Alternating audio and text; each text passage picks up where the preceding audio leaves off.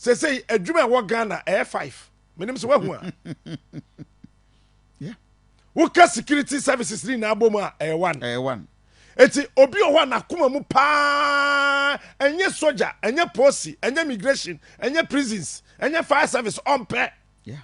but adwuma bi eni ba kofi adwuma bi eni won to so mame nkoye anu bi saa akojo hwan na ka to se saa na kura wo kwakoye no so oni bibi wa ban mu a okay protocol eti enu nti no not de ho ahyehye MP no wa we apetese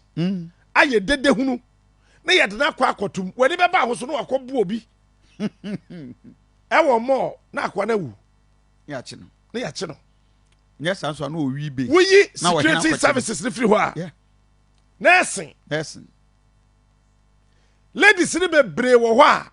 enye on person be ye nurse na ko mo theater na ko mo tweke tweke ana nya sa na trekking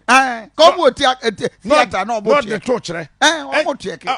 onye na dwen se open nursing bia ye bia hui enya wa ba ko na ase on be bobon kofo mpane money ekum no adwuma eni ho yes eti enye sa na te de a me ko school no ma ben kakra ma me hye da ankofa ho na me nkones no akofa ho we nursing and so free wa teaching teacher eti mem say obia ko teaching training college or say education college of education college of education any day or ko bi keke because we need choice onu ankasa na bosu ne ne yoy eche say padi ne nye teacher ni dabi na mom no hwi ni ho eti by force ma me nkonko ye teacher ni bi enhwe number 4 eya asofudie omo dey so mo man shada nko school eti wo be hunu say nipa no okuta first degree yeah why masters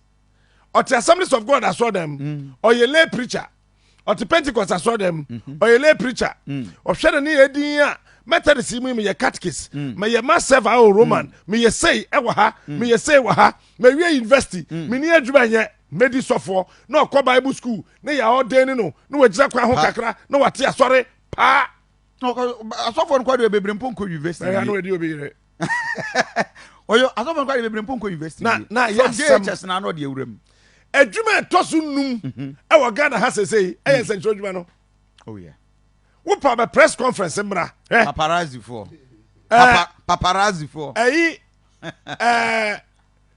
Jen online editor